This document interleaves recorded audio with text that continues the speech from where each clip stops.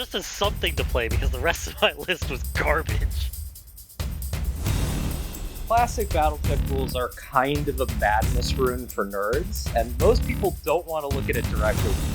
What is a Desgraw luchador? It exists just to punch bigger things in the face. I don't care. 3 of the rocket launchers hit. That was pretty cool.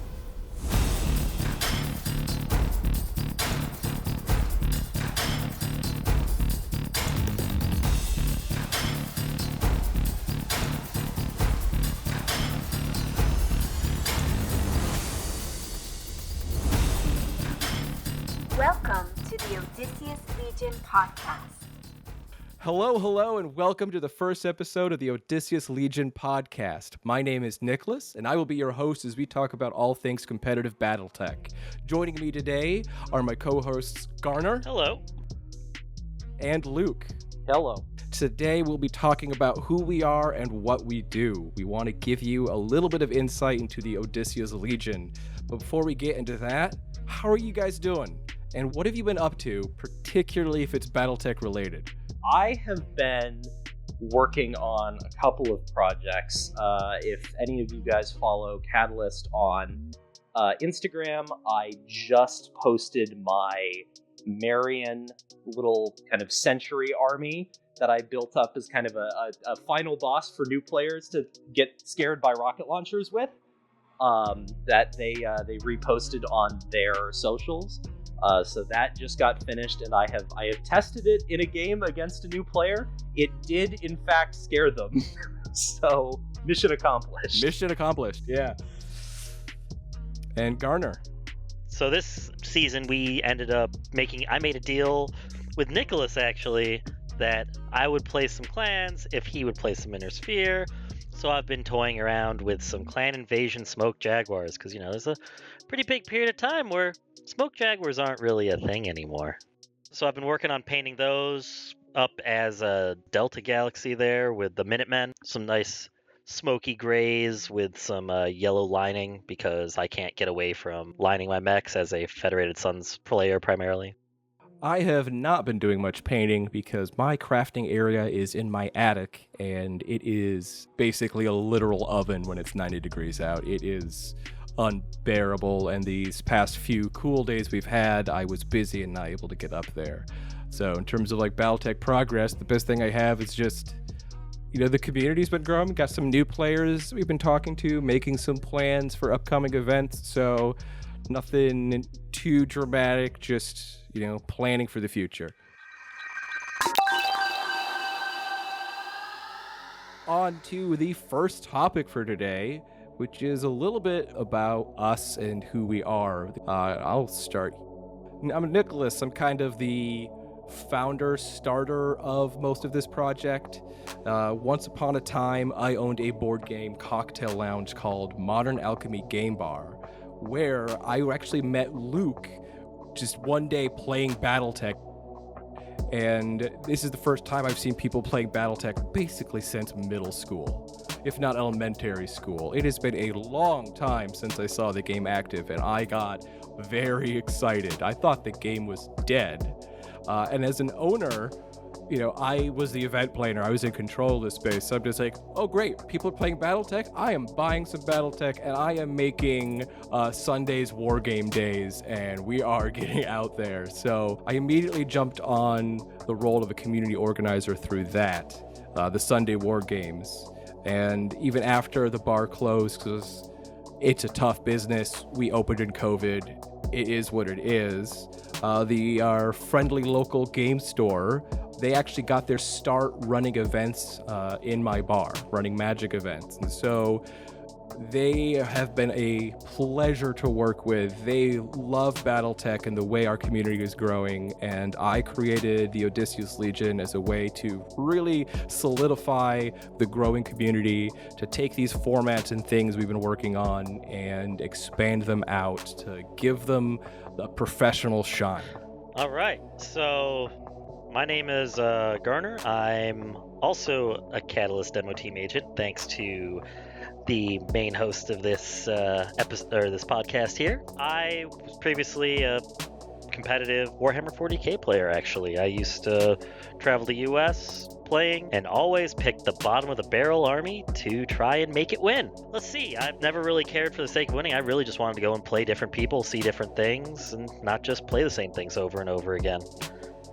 And that's really what drove me to start going into miniature wargaming in general, was just being able to interact with people that I wouldn't normally interact with, and it actually did pretty well for me. I ended up getting my job that I currently love now because I happened to be paired with a random guy in a team event when I didn't have a teammate and he didn't have a teammate, and then we ended up playing in that exact same team event for the next 4 years together. And then at the end of that, I graduated college, and the guy's like, "Hey, you graduated with a degree in civil engineering. Why don't you come work for me?" And now I have a job. And I've been happily employed there for like 7 years. So Garner, speaking of traveling here, didn't you and another player from Rochester, I believe he was mentioned, I don't remember if you were mentioned on like the Mech Bay podcast. I actually came in, I was third best sportsman at Motor City Mayhem back in May. I did not end up going to the one where Steve from Mech Bay actually played against my buddy Chris. That was down in Maryland in June. I happened to actually be working weekend nights that whole month, so I wasn't able to make that. But Motor City Mayhem was a great place. Steve, great guy, a lot of fun. Highly recommend. Second largest BattleTech event in the U.S. 2 thumbs up. All right, so Luke, you're up. Yeah, I guess I'm last. And yeah, compared to these two jokers, I am kind of the also-ran here. So I got into BattleTech originally after kind of knowing about it peripherally because I, like Garner, was kind of burnt out by Warhammer 40k, but I was more burnt out of it from, I just painted 3,000 points of Adeptus Mechanicus, and they are now the worst army in the faction, and it's not even like the fun sort of worst army in the faction in the way Garner is talking about. This is oh no, you just like lose every game on army pick, which I don't find particularly interesting. So I found a box of BattleTech minis in Barnes & Noble, and me painting that in Nicholas's bar is how we met. I wasn't actually playing at the time. I don't know if I had opponents yet. But I have kind of been around doing this. BattleTech has been kind of a multi-year kind of brain illness for me in terms of hyperfixation. So I post a lot about it, I paint a lot of it, and I play a lot of it. And sometimes this means I have okay insights on what you should be doing with this. One of the advantages of BattleTech is the competitive meta in theory crafting is not as explored as a lot of other games. So it's just a fun project we're taking on. Yeah, somehow I get to be like I get to be a first starter on this as in a 40-year-old game, which is weird.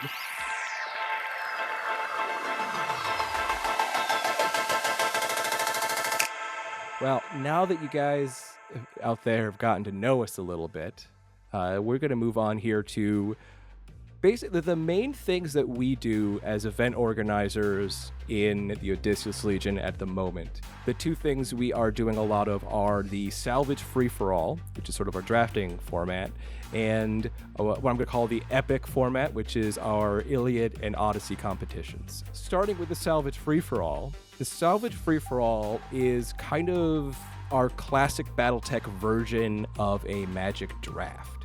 It is inarguably the most popular thing we do. Players come in for the event, and for their entry cost, they are each given 2 random salvage mechs, which either takes the form of the salvage boxes or a house-built salvage pool, which is what we're working with now due to lack of salvage boxes. From those 2 mechs, players choose one to use in a free-for-all arena match of up to 5 players, and the mech they don't choose to use in the fight goes into the prize pool for that match. First place in that match pod gets first pick from the prize pool, second place a second pick, and so on. And everybody leaves with 2 mechs. It is a fantastic format. The way we play locally, we have an additional sportsmanship prize. So Essentially, every player votes on the person they had the most fun playing with, and that person gets an extra random mech. We'll start with Garner here. What are your thoughts on the salvage? So I personally think that it's a great way to get people more involved than they would be, and I know that Alpha Strike tends to appeal to more people, but the people that get that are like, well, maybe I'll try and, it's one mech, let's see how much it hurts, and then they get bit by the bug, and then they, even though they didn't want the slightly more in-depth, complex crunchiness of Total Warfare, they tend to hard turn into it afterwards, after seeing how much fun it can be. Yeah, the classic BattleTech rules are kind of a madness rune for nerds, and most people don't want to look at it directly, but if you can kind of give them a taste of it without exposing them to, like, Total Warfare is 300 odd pages, and that's not even that's a significant amount of the rules, but by no means a majority. And you're just like, here's this thing, and you can introduce people to it in a way that is approachable, and then they get sucked in. I think it cannot be overstated. This has been the most popular thing that we have done in terms of attendance numbers. We started with, I think, 4 to 8 people showing up to these. We've consistently had a kind of core of 4 to 8 people at our kind of Ithaca events at Cantrip, but our most recent one, attendance was, 16 people, Nicholas? 16 people. Yeah, and the one before that was 15. Yeah, so 16, 15. So we're growing the community, and keep in mind, Ithaca is a city of maybe 30,000 people. We have an active wargaming scene that's maybe 60 or 70 people. So we're pulling down pretty decent numbers, and when we have done this in locations like Rochester, locations like Syracuse, we've gotten similar turnouts. If you are listening to this and you are looking for a way to encourage local game stores to stock BattleTech product, this is not only a great way to get people in the door for events. If we come back and talk about this later, we can talk about our kind of salvage pool curation. It's also a really great way to make sure they have turnover on their BattleTech stock, so they don't just have boxes moldering on shelves. This is a fantastic thing that the community really loves, to get people playing more BattleTech, but it's also a really fantastic way to get into stores. So I'm really excited to talk more about this in the future. It's also a really great way for two things. A, not just agents, anybody who's trying to build a community for it. Because even before I was an agent, I was getting people to start running things here. Yeah, this entire endeavor started pre-agent. The other thing to note is that it's also a good way, one weekend you can run a grinder or learn to play thing where people just stop in, stop out, and then the next weekend you get those people that come in and you can play, and you hear people shouting in the corner oh, what are they doing over there? Because there's those kinds of events are what happen in the salvage events, where it's just oh man, the headshot, I just watched this guy flying back kick this other mech. It's a whole bunch of things where it can sometimes be football hooligan level of shenanigans happening. The last note I'll leave on the salvage free-for-all is I always tell people it is not a good first game of BattleTech. It is a fantastic second game. If somebody has sat through a 30-minute demo on how to play, they can have fun, and they can win a salvage. I did actually get somebody where I here, play this bushwhacker for me the night before an event. I'm you're visiting out of town. You're going to come to the salvage event tomorrow. No, I'm not. Yes, you are. Play. Here, we did 15 minutes of play while we were both drunk. And then he came back the next day and he's all right, cool. And then he bought a lance after the... Yeah, you can do Wild Bill's How Not to Die in a Mech Cockpit in 15 minutes, and people will understand enough to do not kind of drag the salvage. The second thing we do is the combined epic format, which is Iliad and the Odyssey. So one is a classic format and the other is an Alpha Strike format. They are both inspired by the Wolfnet 350 sort of model, where players build a larger force list from which they deploy smaller detachments of units to accomplish scenarios in a competitive setting. The Iliad is classic with a 10,500 BV full list, from which players deploy 7,000 BV of units, while the Odyssey follows the Wolfnet model of 350 point value for 250 point value deployments. They share the same list of scenarios, and they're both played on hex maps. This entire part of the project started as a conversion of the Wolfnet 350 rules to hex maps and has developed from there. In particular, we've found a lot of success in the Iliad as a league format. It is 2 months long, and players have 2 months, those 2 months, to play out 5 ranked matches among any opponent they so choose. There's no set pairings. Players report their match results to the organizer, and they get a prize based off of how they place through that. It is an excellent constructed format. We've seen steady numbers of 8, locally. We've had some Gardner and some other players up from Rochester joining in. This current season, I believe we have 12 players. And it's just keeping to grow. We get people coming in, playing the salvage, getting excited for Classic, and being like, I can't wait to learn what I'm doing enough to join the Iliad. In combination with that, we have, like I said, the Odyssey, sometimes referred to as the OD 350 in reference to the Wolfnet 350, which plays very similar to the Wolfnet 350. I think we have some better scenarios. No offense to you guys. You've done some great work. You inspired this whole project. So much respect and appreciation. I don't like bunkers. I think Demolition Team, Demolition, our scenario is superior. I hope you look at it and review it, but we're going to start with that. But yeah, mainly, I think for convenience sake, map play, it can be a lot easier, hex map play. And yeah, so those are 2 main competitive formats. And I should say at this point, the OD 350 is significantly less developed kind of on our end than the Iliad format has been, and this is largely because somehow we have run into a scenario where Alpha Strike has just completely failed to gain any traction in Ithaca. Like, we have attempted to do multiple events, we have done advertising, we have done recruiting, we have gotten people to be like, yes, I am coming, and then we get like half of our RSVPs and we have a field of 4 people. And 3 of them are from up here. Yeah, and 3 of them are Garter and Garter's partner. So... And admittedly, I am proud to see that a lot of Rochester players, when they're talking about meeting up for games, they'll say, oh, we're playing OD 350. So the rules get used. I'm very happy with the rules that we have, and people seem to enjoy them. But in terms of event planning, at least in Ithaca, it hasn't been particularly successful. Yes, because somehow we are the weirdos where everyone just looks at the 2 systems and they're like, no, give me the complicated stuff, which maybe we can, again, attribute this to, like, kind of giving them a starter hit with the salvage. That might be part of it. No, because that's how I'm teaching people here, too. It's more that the issue that it comes down to is more that it feels like the Ithaca crew generally doesn't want to play I think it's ultimately that Hexed Alpha Strike is not ideal for people who are used to Classic.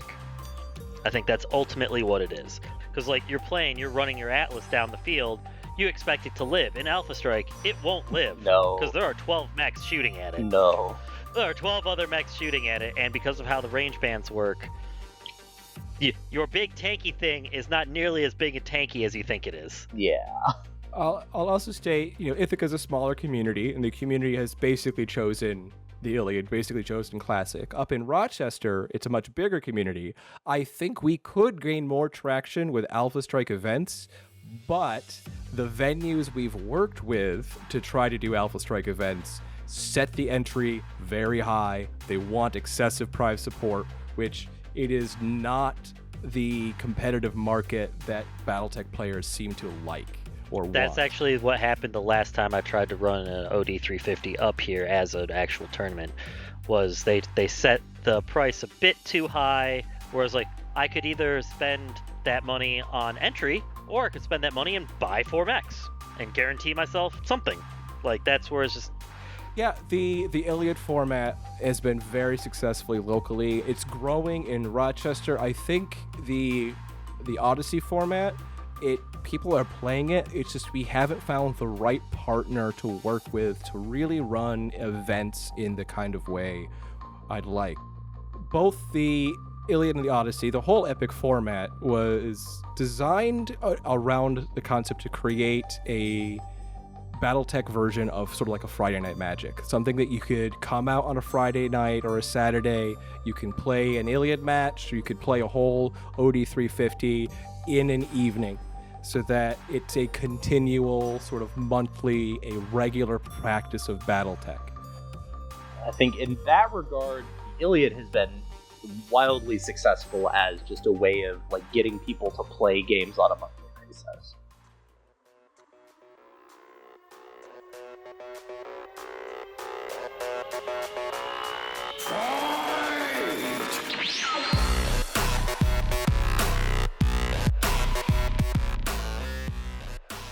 As a podcast that wants to specifically focus on competitive play, I think it's very important for us to really talk about actual competitive games that we have played, some theory crafting, and I want to talk about my first match of this current Iliad season, where I played my first game with what I am fondly calling my Desgras Luchadors. I brought this list and I kind of made it with the intention of both pushing the rules, testing out some areas that the rules might be a little weak on in terms of force construction, but also knowing that I was going to challenge some problematic players. And that is something I want to touch on off the bat. Occasionally, players, particularly new players or mid players, have an idea of something they want to bring. They really bring a lot of pulse. They decide they want all head choppers. And sometimes these new players that really want to abuse the game and make it not fun for other people, you need to show them, hey, this is what it likes to be on the receiving end of that. Please stop. And a common unit for that, it's brought up a lot, is the Warhawk C, which is a total unfun thing to bring for your opponent. I believe, Garner, you thought about bringing one this season. So just as something to play, because the rest of my list was garbage. There's a Loki in there, isn't there? But yeah, it's garbage. Oh man, my Nova has more armor and firepower than that Loki. my list for this season, what I was calling the Desgras Luchadors, is based off of taking a bunch of fast clan units and making them a melee, heat-dealing, just obnoxious force to deal with. The sort of captain of the unit is a Black Lanner J. It is a Black Lanner with both a supercharger and a mask at a 3 gunnery, 2 piloting at 3053 BV. This thing can, using mask and supercharger, come in with a movement of 18, not counting the final hex in a charge, which you can't. That is 17 hexes of movement on a 55-ton unit. I believe that's something like 93 damage. It is absurd. And I go up against this friend of mine here who decides to build his list with as much pulse as possible in all of this other disgusting stuff. And I'm bringing my Black Lanner J with the charging. I'm bringing what I adoringly call my Punch Monkey, which is a Howler 4 as a 4 gunnery 2 piloting at 638 BV. All it has is an LRM-5. It exists just to punch bigger things in the face. Along with it is a Pouncer T with 2 plasma rifles and some elementals. And I'm coming up against his list here. He's got the Black Python at a 4-4. He's got a Puma E with ATMs. He brought his Grendel G with a whole bunch of more pulse, along with an elemental squad. We ended up playing a scenario called VIP Clash, where we essentially assign 2 units as VIPs. Killing them is each worth a victory point. When they die, they drop an objective, which is also worth an objective point.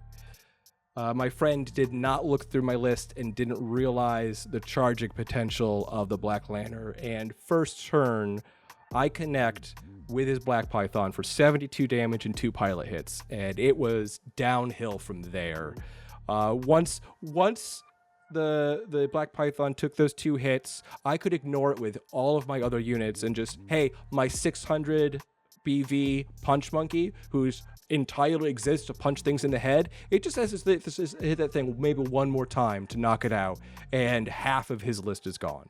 And that's pretty much exactly what happened. Second turn, the Howler tries to DFA, misses, doesn't he hits, but it connects with like a shoulder or something. And then third turn, because the Black Python has jump 5, the Howler has jump 7. There's nothing he could possibly do to escape that thing short of initiative magic, and knocked it out. And the game was over. I beat him something like a margin of victory score, which is units destroyed, of 6,000 to his 156, 4-0. I felt a little bad about it, but when a player is making these choices to bring lists, to bring units that are very unfun for their opponent, very unfun for new players. Granted, my list isn't exactly the most fun for other people, but I can always intentionally tone it down. I can always not choose to charge. I can play to my opponent's strengths or weaknesses, versus some new players. I would definitely not have been making those same decisions, but I came into this game playing, I'm playing as brutally as possible. And that's what happened.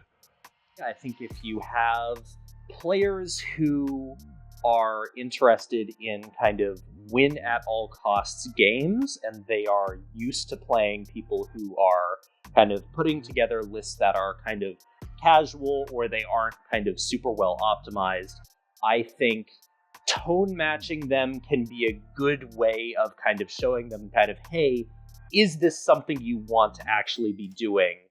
Or is this just you want to feel good about winning, and you don't kind of care about the social repercussions of doing that? And I think the charge list is a fun way to do that, because it's a little off kilter. You can very easily just not make charge moves and still have an okay team, and it reminds a lot of newer players who kind of come into the game know enough to kind of find the things that are good, pulse width targeting computer being one of them. It's like, hey, have you considered this extra axis of interaction, which for the most part, the games you've been playing have kind of been ignoring. So it's more about, hey, if you want to play like a high power kind of no holds barred game, let me tone match you. Let me show you what that looks like. Is it still something you want to do? Back when I played Warhammer, and one of my buddies was like, I want to get into competitive Warhammer. I'm like, are you sure? And they're like, yeah. Bring a real list, though. Don't bring what you normally bring. Like, bring something I would actually see. And then I did, and I tabled him on turn 2. And he's like, all right, let's do it again. I'm like, what? Yeah.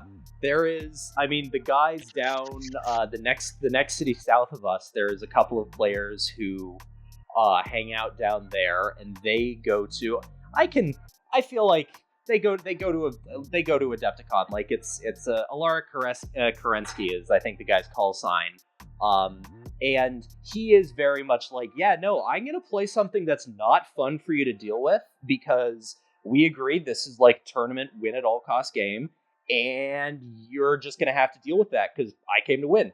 Like, there are people who are 100% willing to play the most cutthroat, evil version of the game possible.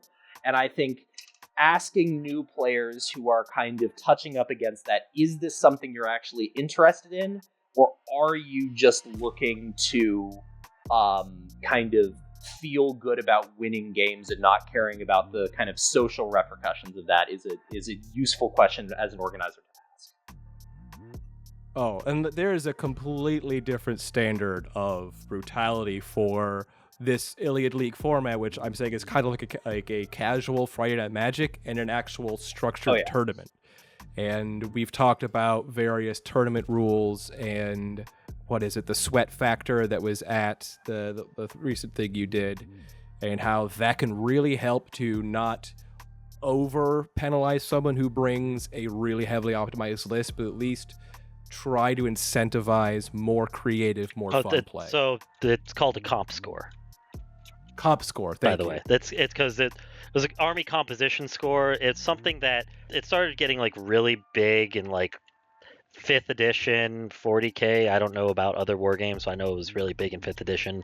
And that's actually where Frontline Gaming, their original crew was called Team Zero Comp before they were Frontline Gaming, because they just brought the brutal lists and just said to hell with comp scores. One last thing I want to touch on about my list, which I didn't actually discuss. What is a Desgras Luchador? What is the theory crafting here?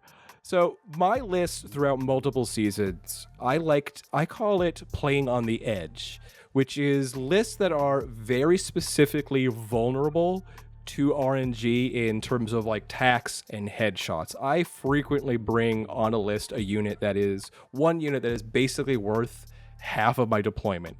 One expensive 3,000 value thing.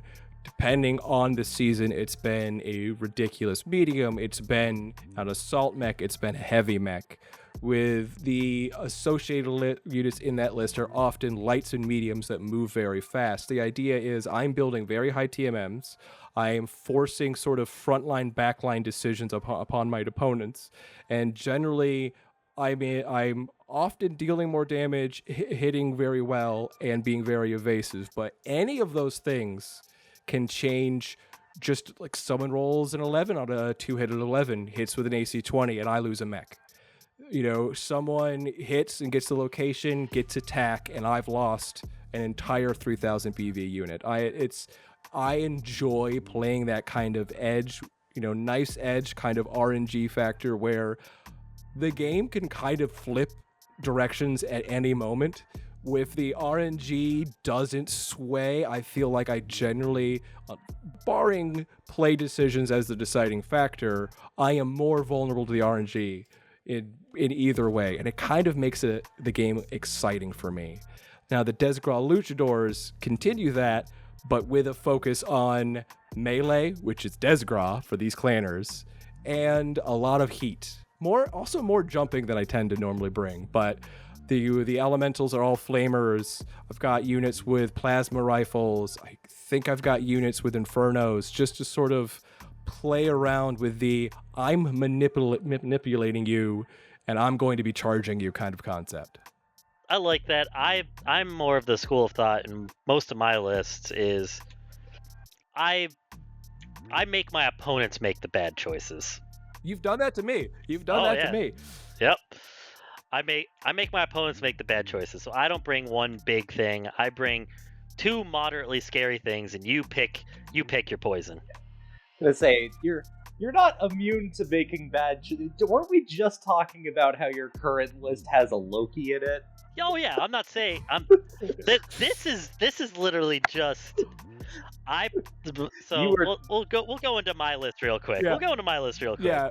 Well, before you go into your list, your list, I want to make one comment, which is like the last time we played, we were talking about the style there, where number one, you made better plays than me. You were trying to bait me into the move that I took, kind of knowing it was a bait, but thinking I got this. And I got hit by the RNG, and the game just completely collapsed. So it's like, I took the bait, I kind of knew what I was doing, but it just collapsed. It was perfect knife's edge of just like, all right, what's going on here? I took out your Rakshasa, but your Rakshasa in its dying breath took out my Warhammer C space 3, not 2C, C3, but not with a C3. Naming conventions are weird, but it took him out with heat, and I was screwed after that. Well, that was more because your clan pilot thought it was the Timu Mad Cat. The Timu Mad Cat is much scarier than you think it is. Oh, snubs are so good. I know that Rakshasa snub PPCs For the are reference, so good. we're talking about the Rakshasa 1AR here. It's a 75-ton mech that goes 5'8". It has 2 snub-nose PPCs, 2 medium lasers, 2 multi-missile launcher 7s, and then enough ammo to comfortably support those, along with enough heat sinks to more or less fire what it wants. It does have a Inner Sphere XL though, so it does get sad. It's a 75-tonner that goes 5.8. That's kind of to be assumed. That's why it's a cheap starter. My current list was just kind of something that I set myself to a really strict build setup where I was trying to build a Beta Galaxy, a Smoke Jaguar Beta Galaxy during the Battle of Tukayyid. So I actually not only limited myself in the MUL to Clan Invasion, I limited it to 3052 or 3051 as the date actually, so that way there was actually time to get to the world. So I started doing a bunch of research, looking up on Sarna, trying to find, all right, what was an actual canon unit that existed there, and I have a star of mechs, and then 2 points of elemental. For my everything is a 4/5 except for my star commander, which is a gargoyle. It's the gargoyle D, I believe. Oh, hell yeah. So 2 ER large lasers, a target computer, 3 medium pulse lasers, an ER small laser, and enough heat sinks to fire them all on a run and not build a single point of heat. Oh god, I love the gargoyle so much. It's just everyone makes fun of it because the prime is just kind of awful at mech-on-mech combat, and then you look at the stats and you're like, oh no, this is just other Temu Mad Cat. Yep, that's exactly. So I'll go into what I did. I did some funny stuff with it in my first match of this season against my partner. That's my star commander. Then I've got I got to think of what the clan names are because I'm a disgusting Inner Sphere player. Yeah. So the Gargoyle D 4/4 at 2,749 BV. Next up is the Thor/Summoner A. Yep, so that's Thor Summoner A at 2145 BV. Everything else in this list is a 4/5 pilot. So the Summoner A is just a large pulse laser, a Gauss rifle, and an SRM-6. I've got 1 ton of Inferno ammo because I am a believer in Inferno ammo now. After the amount of times that my Raksasha last season decided to shut mechs down. Then we go into the star of the show that Luke likes to make fun of, the Hellbringer B, also known as a Loki to us Inner Sphere people. It is coming in at a bargain bin 1,592 BV with a large pulse laser, an LB5X, and 2 SRM-6s. Where does all of its tonnage go? We wonder It's got 2 big ballistic weapons. The ammo is all wrong. The LB5 isn't even that big. Yeah.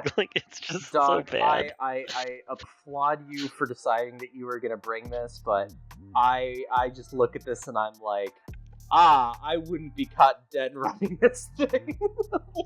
Well, you see, the secret is that I load one of my points of battle armor on it, and then all of a sudden, my 14 side armor isn't nearly as paper thin as it was back in the day. A blade of armor for the win. Yeah, and then someone just bypasses it with a Gauss rifle, hits the Inferno ammo, and kills 2 of the battle armor instantly when that lights off. Yeah. Okay, so let's put it this way. That mech is so terrible that if somebody's shooting that instead of my gargoyle, I think I've already won. Yeah, it's you've kind of given yourself Shadowhawk syndrome with that. It's so bad that people underestimate its capacity, and it gets to do something. And it does have a Gauss rifle. Weirdly enough, it is almost the same BV as a 3/5 Cougar Prime, which I bring a lot to basically make my opponent make the decision of, do you deal with the Cougar or do you deal with my bigger thing I don't want you to deal with? You found a unit that does the same thing for about the same BV. Listening to you guys be like, yeah, I've got this clan thing. It's 1,500 battle value, and that's my distraction unit. If you shoot at that, I'm making points back, baby. Is so funny. But yeah, so no, it's absolutely horrendous. Not great. Do not recommend. But it is bargain bin. Then next we've got the Nova B, also known as a Black Hawk. And it comes in at 1,543. So it's actually 49 BV cheaper than the Loki, but yet has more armor, has a large pulse laser, a UAC 5, 2 machine guns, and an ER small laser, and jumps 5. Yay! It's generally actually my battle armor carrier when the Loki is, or the Hellbringer is not around. Then, rounding out the star, I have an Arctic Cheetah B, which again, what did the clan engineers think they were doing when they were filling these Omnipod spaces? I honestly cannot figure it out. It has, let me pull up the sheet again. It's like it goes back to clans when they're introduced. It was before BV, so whatever they were doing, they were probably thinking of balancing it by tonnage. So your Arctic Cheetah at 30 tons, if you compare it to another 30-ton mech, what like the Panther, is the Panther 30 tons? It does less damage than the Panther. Oh, that's not true. It does more damage than the Panther. It has an ER medium laser, a medium pulse laser, a flamer, and an LB2X. Yeah, it's more damage than the Panther. Okay, so a PPC and 2 medium lasers on a Panther, isn't it? PPC and it's an a PPC. SRM4. Oh, which is an 8. PPC, SRM4. So it does the same amount of damage as a Panther. Yeah. And that's if the cluster hits. Yes. Well, that's assuming it. That's assuming we full send with the SRMs, but yeah. I'll have a bit about this in a second. I think I can dovetail some points in very nicely at the end. But keep going. I do love the Arctic Cheetah. It's such a you're almost good. Oh, but the other variants are.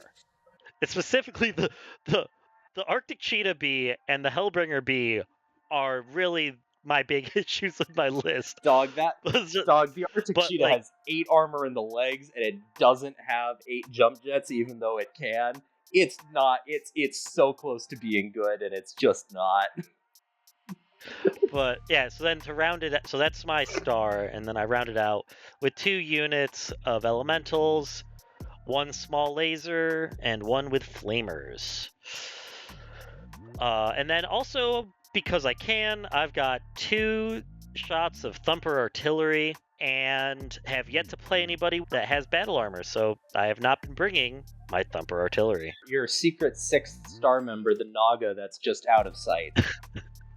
Correct.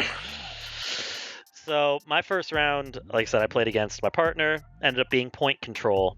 One of the new things we added this season to the Iliad format is Commander's Edge. I'll step in here. So the Commander's Edge was something where we added. It's a specific list of rerolls that can be used once for any mech on your team, and it forces almost exclusively, exclusively a defensive reroll.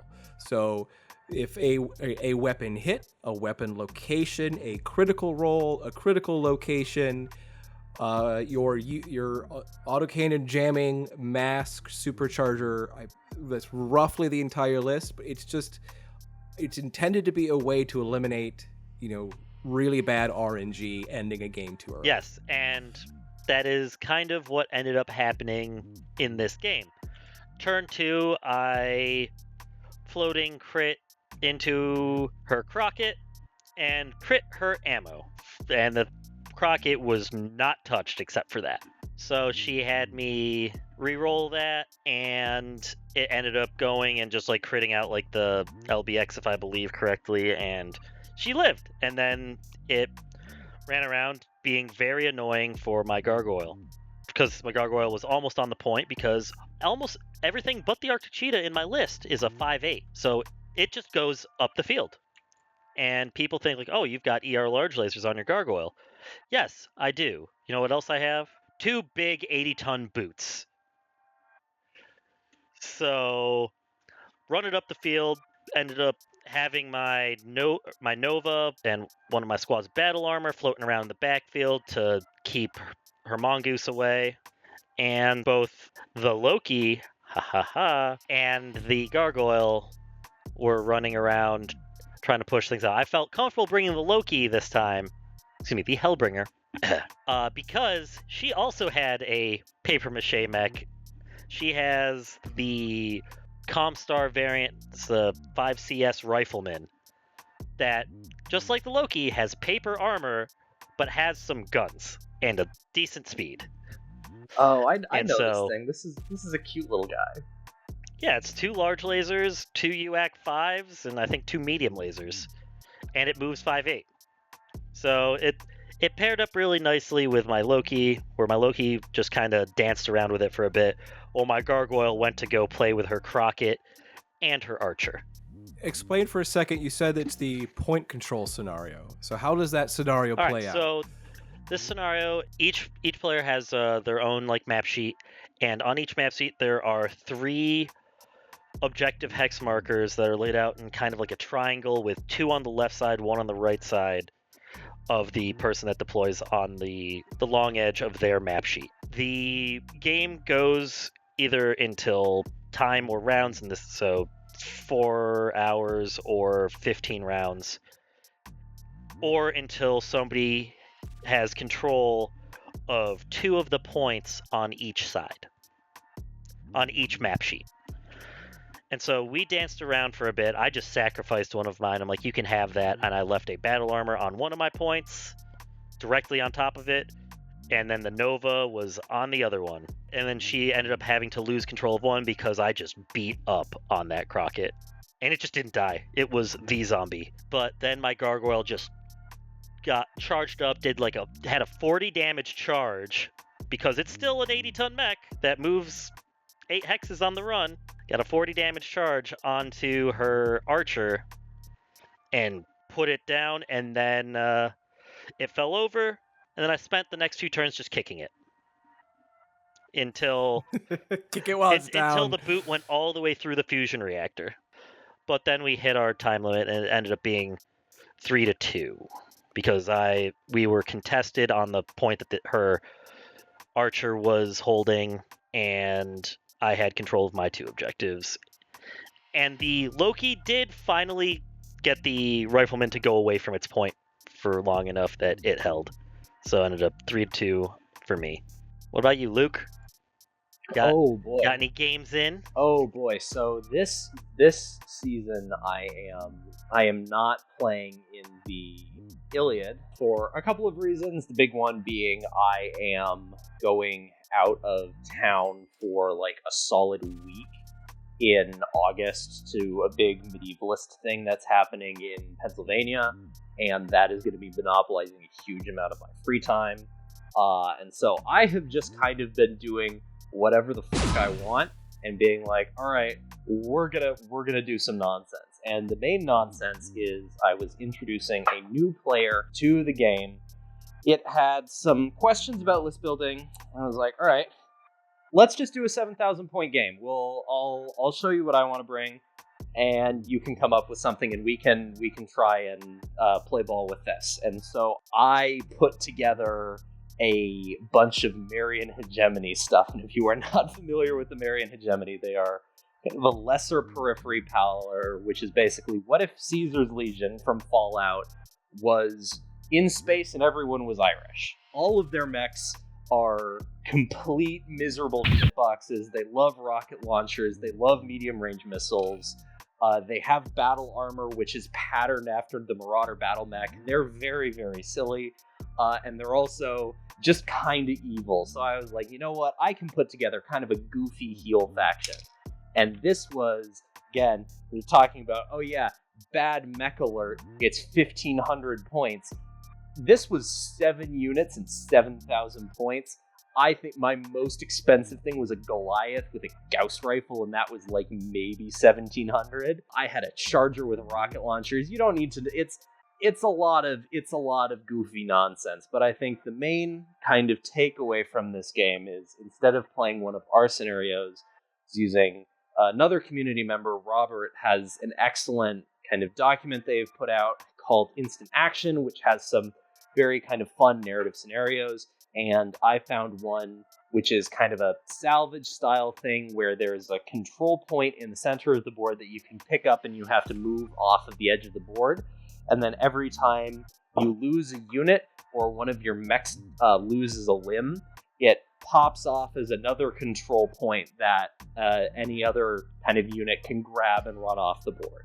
So the idea is you're collecting spare parts and salvage and taking them back to base. So that was the scenario that we played.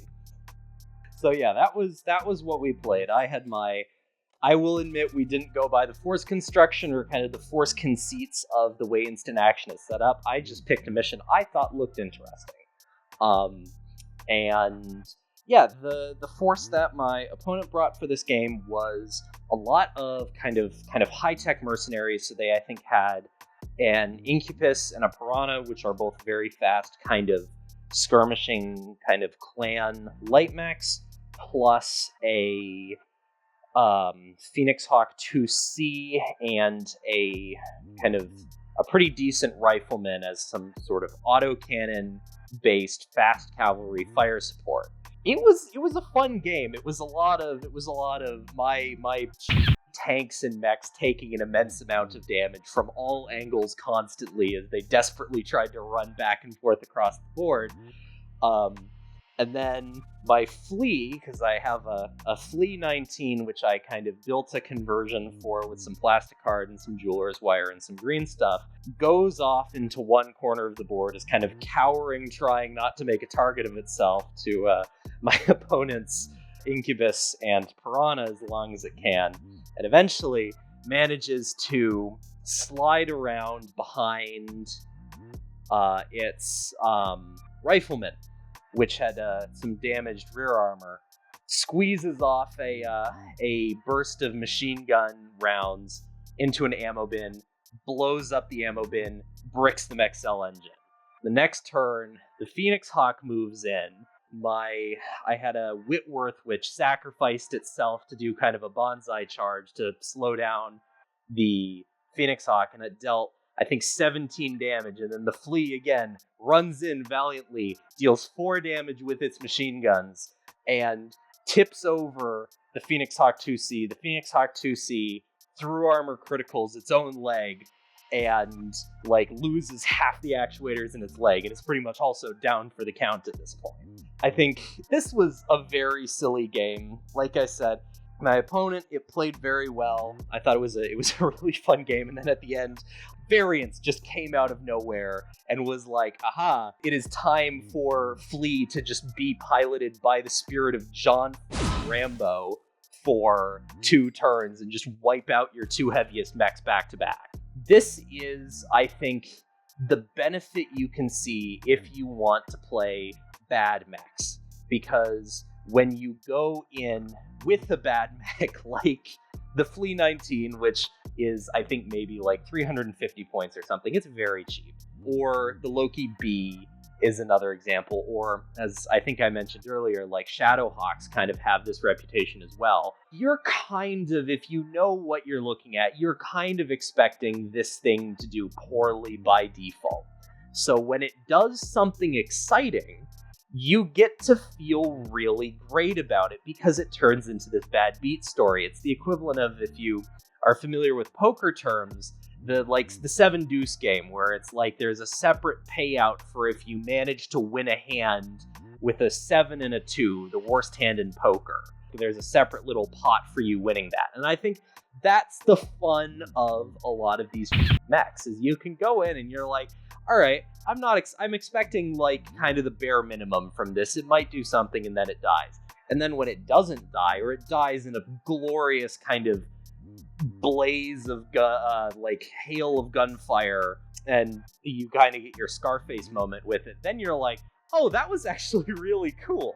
Whereas if you take a lot of very optimized mechs and a lot of things that from discussions with community members or from your own gameplay, oh, this is a very, very good mech, and then it performs anything other than very, very competently, then you feel like you've been cheated. And the instances where it does actually do its job, it's like, oh, well, it's done its job. It hasn't done anything exciting because this is what I expected it to do. This was just a little fun thing that I thought could be a teaching moment for bad mechs. And you make a very solid point, just in terms of not even necessarily bringing an entire list, but having units as part of your list that are expendable allows you to make bold moves with them. There's a lot of times that if players are more timid, if they're more fearful of their big BB thing, They're making moves they're trying to save them, they're trying to preserve it, that are like, oh, I haven't optimized this yet, I've got to do this, do that, versus making bold dynamic moves, moving it forward, increasing the pace of the game, and having some units that are effectively expendable, or hey, if this does anything here, it's great. Yep. It makes the game better. It's a point of, like, my opponent, once I hit that charge, was making bad moves to try to preserve units, afraid of a charge, not making active plays against me. Yeah, like if you play top heavy, you end up running scared if things don't go your way. But if you play kind of very lightweight and you're like, I've got 2 galleons, they're 1,000 points together, and they've got like 80 tubes of rocket launchers each, it's time to do something stupid and then just kind of cowabunga them into the center of the board and watch them get immobilized. You're like, I don't care. 3 of the rocket launchers hit. That was pretty cool. That's my contribution to kind of gameplay. I mean, if you look at, I think only one of my Iliad lists that were Inner Sphere, I think only one of them didn't have a Locust in it. Oh yeah, the Locust is great for and this. Like a 500 BV Locust. And my little garbage unit is my Howler 4. I've regretted every time I didn't bring it. Every time I didn't have that guy on my list, I missed him. Every time I bring him to the game, even if he does nothing, even if he like makes a move and dies, he's a fun little weirdo. But then there's the opposite end of the spectrum. Like my partner, she brought her Crockett to her second match too. And again, that time, it just was a floating crit magnet. Oh, yeah. Took 2-3 headshots, 4 things. I'm like, and did it die? Well, no. But it's just always getting crit. I'm like, yes, but it's living. Yes. It doesn't need to do anything except live. Because the more that it lives, the less of those bullets are going into other things that you do care about. Yes. I'm a firm believer in what I call the mech dichotomy, where mechs are only ever made of balsa wood or like titanium. They're either practically unkillable until the last moment, surviving for no reason, and it's confusing, or they just vanish. 100%. Just bloop, gone. Well, okay, so whenever I play VIP, my opponent's VIPs are always made of like titanium. Like, I can't figure it out. Just quick segue, just to point that out. Like, I played a second opponent on Tuesday, VIP. Both his Archer and his Victor, by the end of the game, like the last turn of the game, I finally put them down when I finally stuck boots through their chest, literally. And they only had one leg with like 5 structure each. And just their CT left because they were just standard zombies. I pulled off each individual piece of their mech. I didn't rip off the torso to make the arm fall off. I drilled through the arms into the torsos into the CT on both.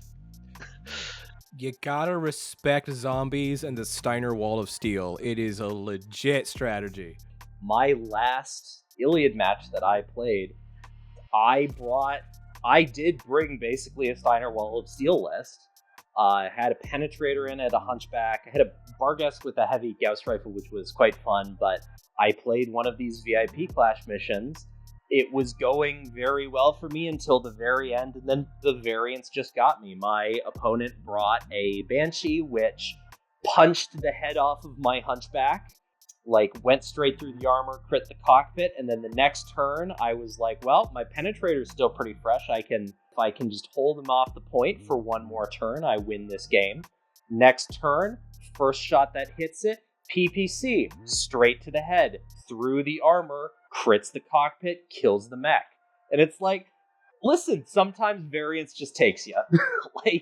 I can't even be mad about that, because again, just the spirit of John Rambo just possessed that mech pilot and was like, you know what? This Banshee is just going to kill some today. And you have to respect it. Any closing thoughts? I think we're coming to the end here.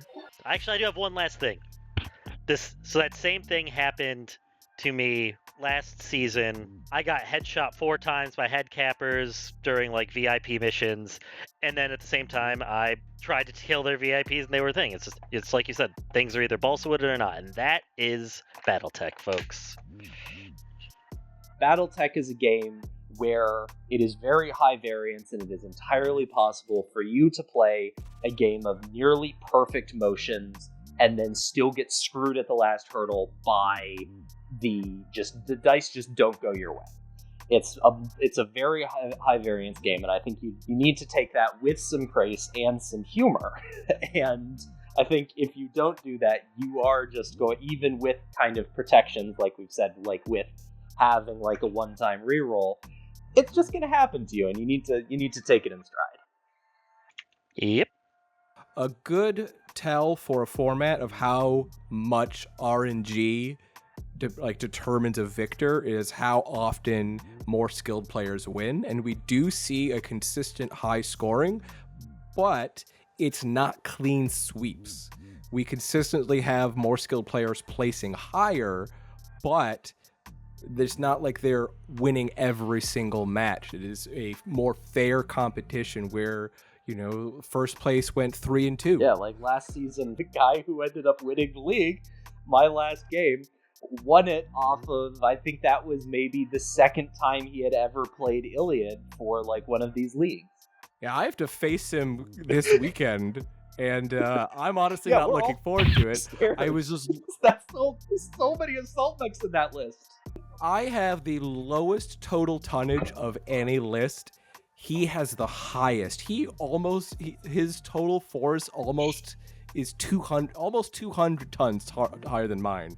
I think it's really going to come down to the scenario, because if it's King of the Hill, I am going to struggle. I want to cut in this really quick before I forget. You have the lowest tonnage by far, and that's with a massive tonnage sink, known as a heavy battle mech recovery vehicle. I need to clarify that really quick. You take that out. You take that out, and I almost have double your tonnage.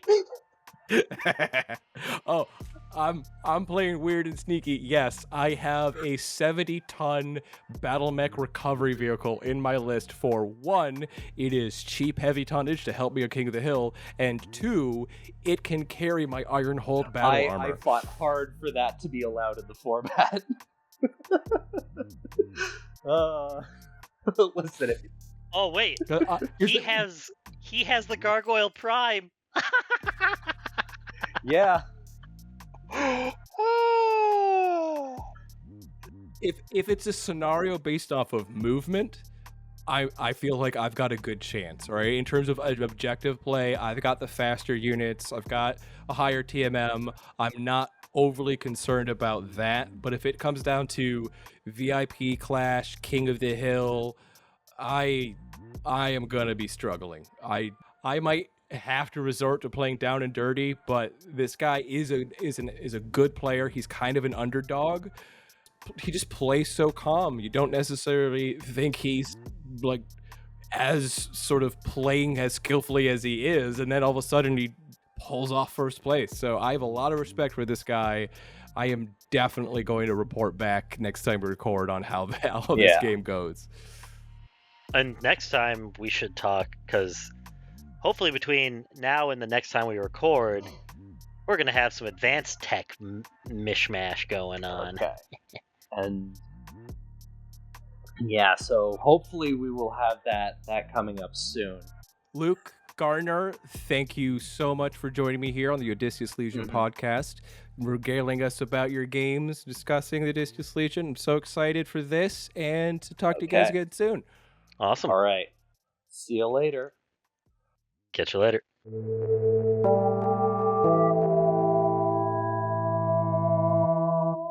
Thank you for listening to the Odysseus Legion podcast. This podcast was created by the Odysseus Legion, a BattleTech club organizing play around Central and Western New York State.